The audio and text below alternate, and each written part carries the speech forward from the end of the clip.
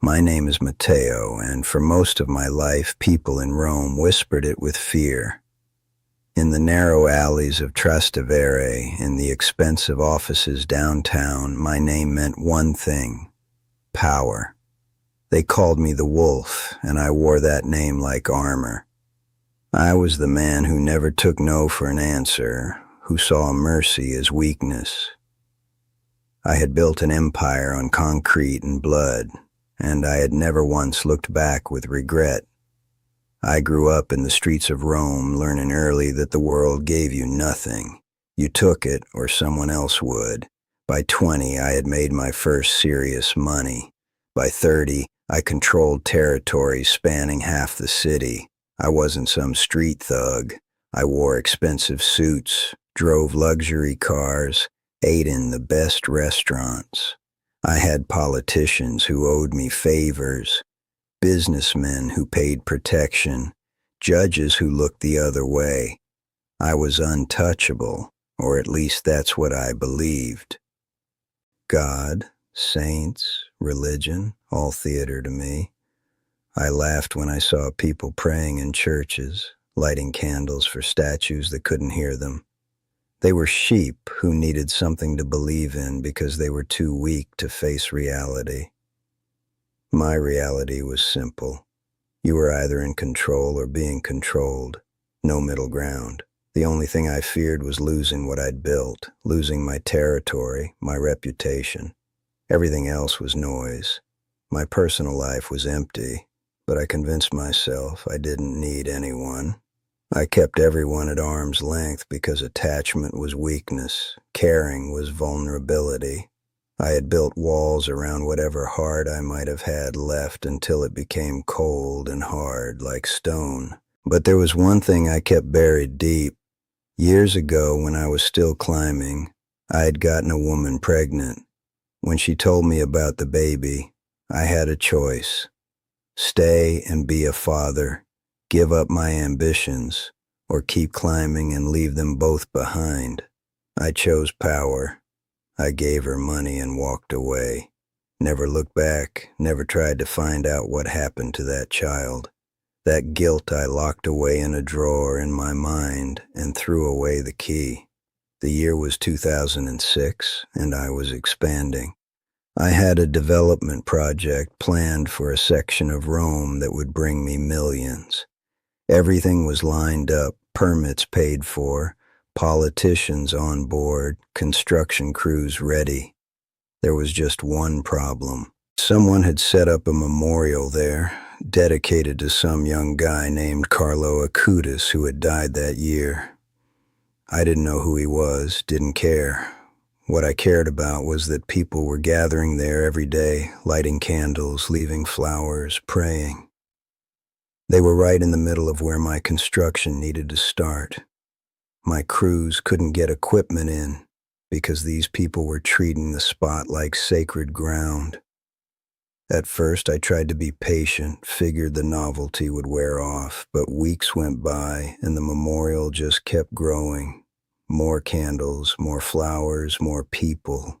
It was becoming a real obstacle. I started losing time, losing money, losing momentum. That's when my patience ran out. Before I continue, I'm really curious, where are you watching this from? Drop your city or country in the comments below. I love seeing how far these stories reach. And if you're finding value in this story, please hit that subscribe button. It really helps me keep sharing these experiences with all of you. I made the decision in October, during one of those weeks when Rome gets hit with cold rain. I called my top guys and told them what needed to happen. They were going to go in at night, tear down the memorial, clear out everything, and make sure the message was clear that this was business property. But I didn't just give the order and stay home. I wanted to be there, wanted to make sure it got done right. The night was miserable. Rain was coming down in sheets. The streets were empty, shining black under the streetlights, and there was this heavy smell of wet asphalt and ozone. We arrived at the memorial site just after midnight. My men were already there with their equipment, ready to start. The plan was simple and brutal. Destroy the altar, burn the photographs, bury any trace under construction debris. I got out of my car and stood there in the rain, looking at the memorial. Just some boards set up as a makeshift altar, covered with photos of this Carlo kid, surrounded by hundreds of candles and wilting flowers. I was about to tell my men to start when I noticed something that stopped me cold. There was someone there, a kid maybe 15 years old, sitting on a stone bench about 20 feet from the memorial. He was just sitting there in the rain like it wasn't even touching him, with a laptop open on his knees, typing calmly like he was in a coffee shop instead of alone at midnight in the rain. I walked toward him, already planning what I was going to say to scare him off. But when I got close and he looked up at me, everything changed. His eyes weren't scared or defiant. They were just calm, completely calm, and there was something in them I'd never seen before. It was like he could see right through me, through all my expensive clothes and reputation and power, straight down to whatever was left of my soul. He told me I was late. He said my name, my real name, Matteo. Nobody called me that anymore. Nobody who wanted to stay healthy. How did this kid know my name? I felt something I hadn't felt in decades, something like fear, but deeper. Then he said something that made my blood freeze. He told me he knew what I kept in the drawer of my desk in my Milan office. A photograph of a child, the child I had abandoned, the secret I had never told anyone. This teenage boy sitting in the rain with a laptop knew my deepest, darkest secret. I stood there frozen, unable to move or speak. He closed his laptop slowly and stood up. He told me he was leaving, that his mission was almost over. He said this place didn't belong to me. It belonged to people who had nothing. Then he started walking away, and I felt something close to panic. He stopped and looked back over his shoulder. He told me that in 3 days, I would receive a sign. He said what I did with that sign would determine whether I died as a wolf or was reborn as a man. Then he walked into the shadows and disappeared. I stood there paralyzed. My men were calling out, asking if they should start the demolition, but I couldn't answer. There was a smell in the air suddenly, strong and clear through the rain. Roses, fresh roses, but there were no roses anywhere near us. Finally, I found my voice and told my men to pack up and leave. I got back in my car and we drove away, leaving the memorial standing. That night, I didn't sleep. Every time I tried to close my eyes, I saw that kid's face, heard his voice. Who was he? How did he know about my son? And what was this sign he'd promised? I tried to rationalize it the next day. Maybe it was a setup, psychological warfare from an enemy. But that didn't make sense. The second day was worse. I kept checking my phone, my mail, looking for this sign, but nothing came. On the third day, the news hit me like a truck. One of my guys came in with his phone, showing me an article online. A young man named Carlo Acutis had died in Monza. They had photos of him and my hands started shaking. It was him. The kid from the memorial, the kid with the laptop in the rain. But the article said he'd died of leukemia, said he'd been sick for a while. I sat down hard, feeling like someone had punched me in the stomach. He'd been dying when he came to see me. He'd been in the final stages of his illness, and instead of being in a hospital, he'd been sitting in the rain in Rome, waiting for me. Why? The sign came later that same day.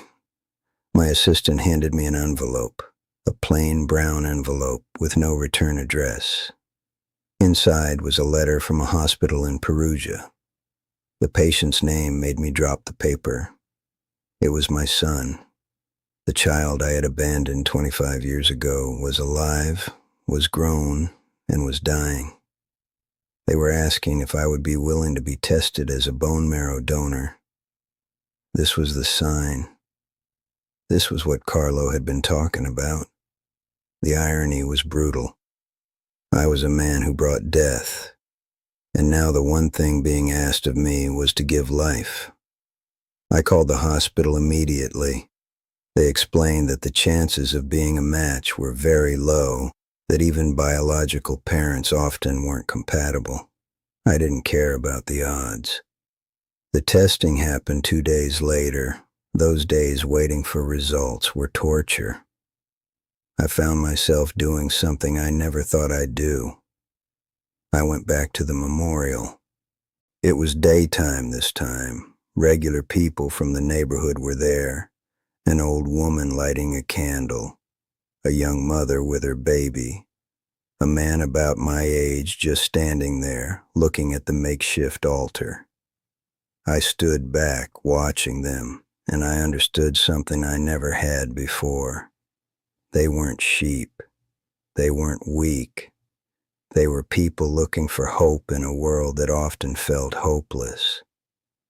The phone call came on the 5th day. The doctor sounded shocked, kept repeating the results like he couldn't believe them. Against every statistical probability, I was a perfect match. Not just compatible, but perfect. He said he'd been doing this work for 20 years and had never seen such an exact match between a parent and child. I understood perfectly. This wasn't about statistics. This was about Carlo's promise. This was the miracle he'd known was coming. I was being given a chance to give life instead of take it, to save instead of destroy, to be a father instead of a ghost. The transplant was scheduled for 2 weeks later. I kept running my business because that's what I knew, but my heart wasn't in it anymore. I found myself looking at people differently. I passed a homeless man on the street, and for the first time in decades, I actually saw him as a person. I stopped and gave him money, more than I'd ever given anyone without expecting something in return. I met my son for the first time at the hospital the day before the procedure. He was lying in the bed, thin and pale from the illness, IV tubes running from his arms. He knew who I was. When our eyes met, I didn't know what to say. How do you explain that you chose ambition over being his father? But he didn't ask for explanations. He didn't accuse me or curse me. He just told me he was glad I'd come. He thanked me. The procedure itself was surprisingly simple. When I woke up, it was done. My marrow was already being transfused into my son in another room. The doctors told me everything had gone perfectly. Now we had to wait and see if his body accepted the transplant. I stayed in Rome during his recovery, visited him every day. It was strange at first, but slowly, carefully, we started building something. A connection, a bridge between two people who'd been separated by my choices and brought back together by something neither of us fully understood. Hey, quick pause here. I'd love to know where you're tuning in from. Leave a comment telling me your location. It's always amazing to see this community from all over the world. And if you haven't subscribed yet, please do. Your support means everything and helps me continue telling stories that matter. During those weeks, I started learning about Carlo Acutis. I read everything I could find about him. This kid who'd come to me in the rain had been extraordinary. He'd been born in London but raised in Milan. While other kids his age worried about video games, Carlo had been documenting Eucharistic miracles around the world, creating a website to catalog evidence of the sacred. People who'd known him said he had this way of making everyone feel seen and valued. whether they were rich or poor, religious or not. What struck me most was reading about how he'd faced his illness. He'd known he was dying, had been in terrible pain, but had offered his suffering for the Pope and for the Church. At 15 years old, this kid had been showing more strength and courage than I'd ever had. And somehow, in those final days, he'd found time to come sit in the rain and wait for me. The medical reports came back after 3 weeks. My son's body had accepted the transplant. His numbers were improving. He was going to live. The doctors called it lucky. I knew better. This was what Carlo had meant. This was my choice. Die as a wolf or be reborn as a man. I started making changes. I began pulling back from my criminal operations, removing myself from the daily violence and corruption. My associates noticed, started questioning my commitment. I didn't care anymore. That need for their respect had evaporated. I started making anonymous donations to the memorial site, large donations to help maintain it. I couldn't put my name on them, but I wanted to help this place I'd once tried to destroy. My son recovered steadily. After 2 months, he was released from the hospital. We'd grown closer, developed a careful friendship, if not exactly a traditional father-son bond. He knew what I was, knew about my criminal background, but he didn't judge me. He just accepted that I was trying to change. A few months after the transplant, he asked me about the timing. How had I known to get tested? I told him the truth.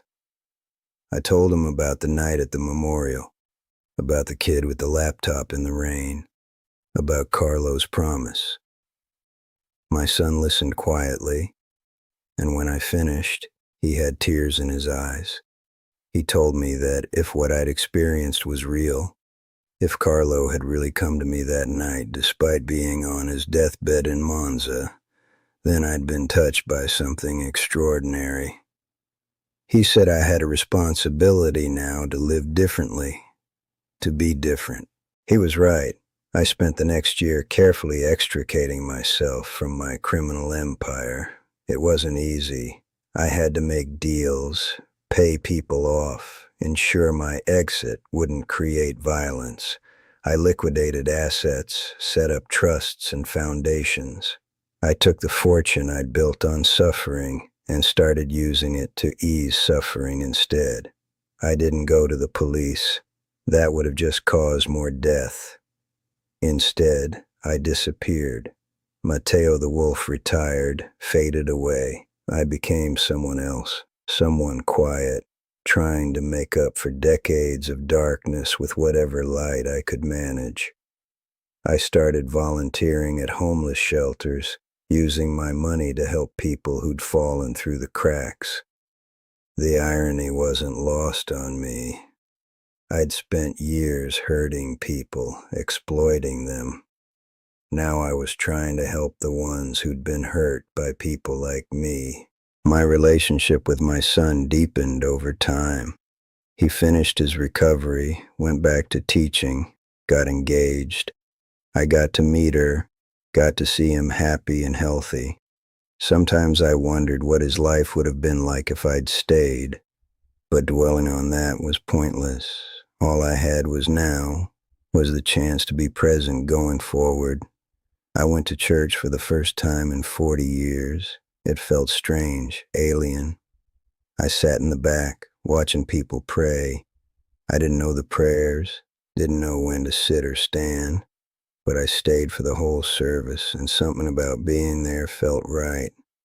I started going regularly. Sometimes people recognized me, or thought they did.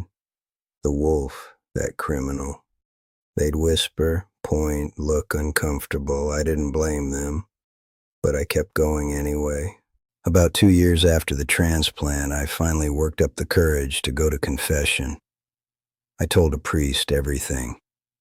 Not the details that could implicate others, but the essence of what I'd been, what I'd done, who I'd hurt.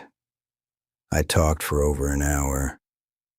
The priest told me something I'll never forget. He said that God's mercy was bigger than any sin, that no one was beyond redemption, that the fact I was sitting there at all was proof that grace was real. He gave me hope. The idea that maybe, just maybe, I could be forgiven. I started reading about Carlo more deeply, reading testimonies of people who claimed to have been helped by praying to him, stories of healings, of interventions, of impossible coincidences. I couldn't dismiss my own experience.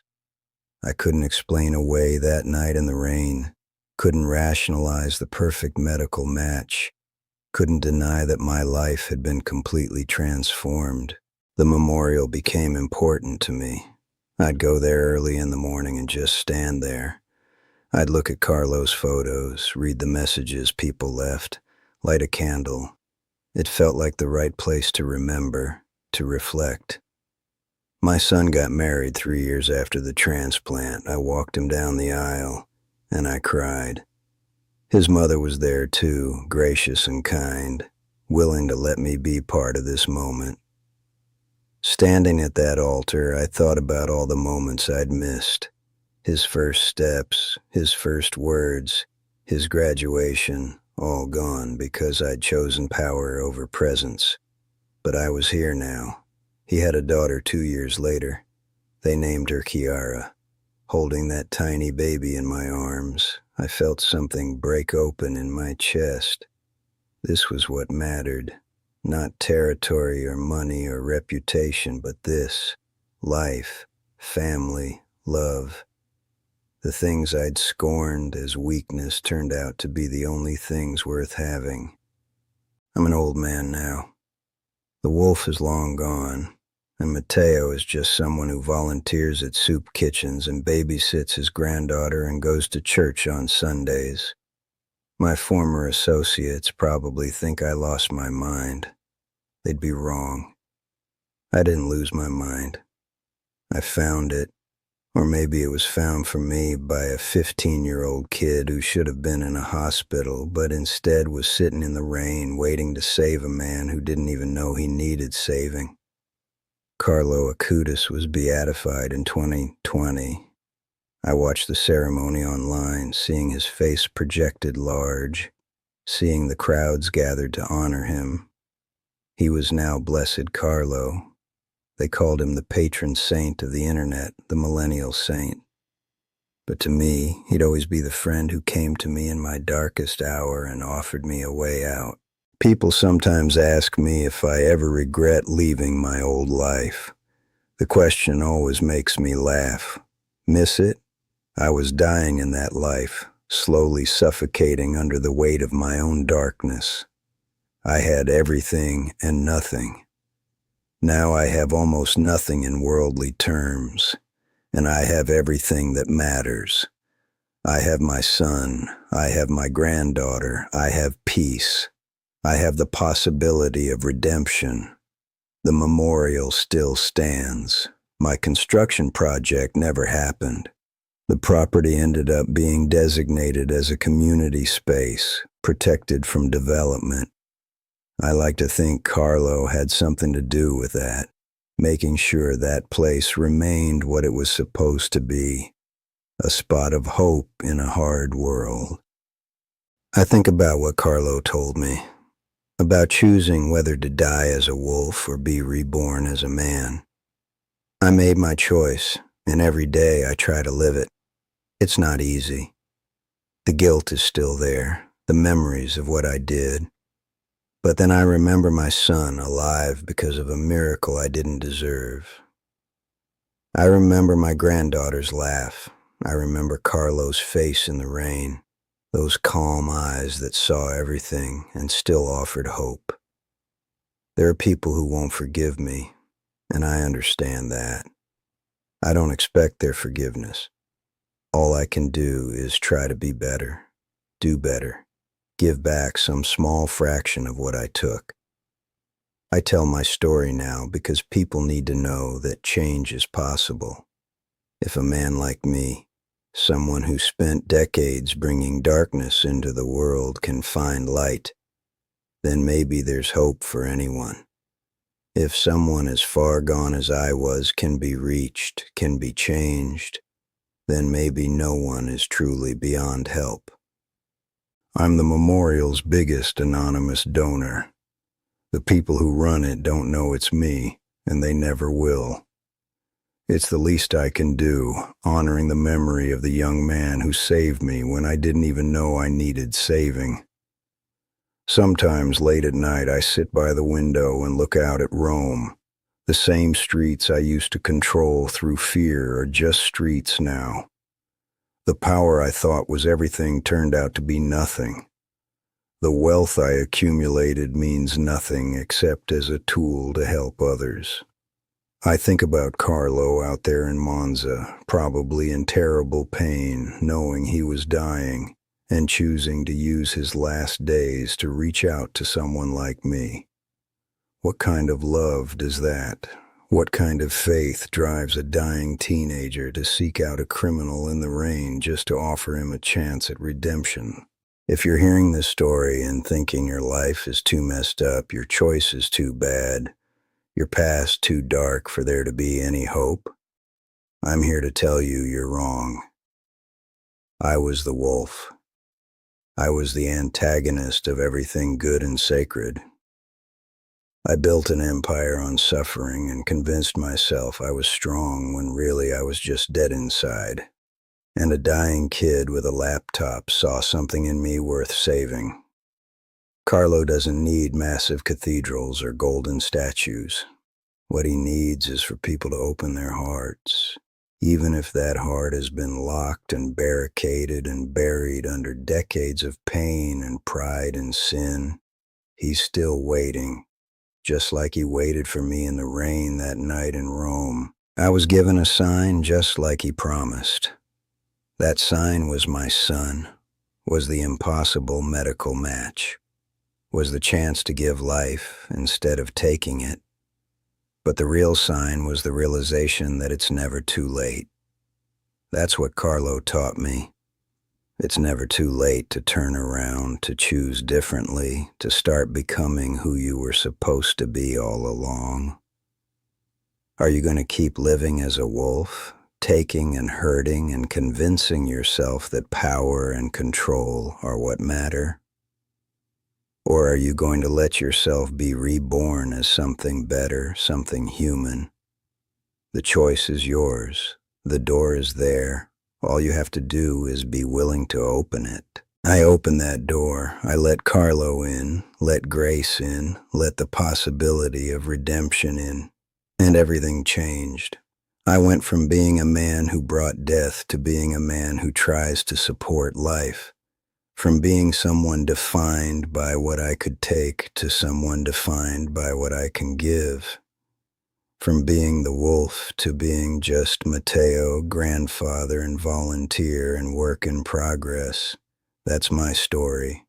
That's what happened to the mafia boss who went to destroy a memorial and ended up having his life destroyed and rebuilt by a dying teenager who kept his promise. I tell it because maybe someone needs to hear that change is possible, that mercy is real, that no one is beyond reach. Carlo Acutis reached me in the rain. He can reach you too, wherever you are, whatever you've done. He's still there, still waiting, still believing that you're worth saving. I'm living proof of that. The wolf became a man, and if that's possible, then anything is possible. I'm not asking you to believe my story. I'm not asking you to become religious or change your whole life overnight. I'm just telling you what happened to me and asking you to consider the possibility that maybe you're not as lost as you think you are. Maybe there's still time. Maybe there's still hope. Maybe there's still a chance to choose differently. Carlo believed that about me when I didn't believe it about myself, and he was right. I was the worst candidate for redemption imaginable, and here I am, redeemed. Not perfect, not sinless, not holy, but changed. Fundamentally, completely, irrevocably changed. That's the miracle. Not the perfect bone marrow match, though that was miraculous. Not the encounter in the rain, though that was impossible. The real miracle is that a heart of stone can become a heart of flesh, that a wolf can become a man, that someone like me can be saved. If it can happen to me, it can happen to anyone. Don't give up on yourself. Don't think you're too far gone. Don't believe that your past defines your future. Carlo taught me that we always have a choice. We can always choose to turn around, to open up, to let grace in. I made that choice on a rainy October night in Rome, standing in front of a memorial I'd come to destroy. And that choice changed everything, not just for me, but for my son who got to live, for my granddaughter who got to be born, for all the people I've been able to help since. One person's willingness to change can ripple out in ways we can't imagine. That's what Carlo understood. That's why he spent his last days reaching out to someone like me. Because he knew that if the wolf could change, others would see it and believe they could change too. That's my mission now, to be living evidence that redemption is real, that transformation is possible, that it's never too late. So yes, I was the mafia boss who ordered Carlo Acutis' shrine destroyed, and yes, something stopped me that night, a dying teenager with more courage and faith than I'd had in my entire body. He stopped me, he saved me, he changed me, and through him I found my way back to life, back to my son, back to something resembling humanity. That's the truth. And if you're listening to this and feeling like your life is beyond saving, I'm here to tell you it's not. I'm proof. I'm living, breathing, imperfect proof that no one is beyond reach, no life is beyond redemption, no heart is too hard to be softened. Carlo knew that. He lived it. And now I try to live it too, one day at a time, one choice at a time, one act of love at a time. Thank you for listening to my story. I hope it means something to you. I hope it helps you somehow. And I hope that if you're facing your own choice between dying as a wolf or being reborn as something better, you'll have the courage to choose life, choose change, choose hope, because it's always there, always available, always waiting, just like Carlo was waiting for me that night in the rain. God bless you wherever you are, and may you find your own encounter with grace, your own moment of transformation, your own chance to become who you were always meant to be.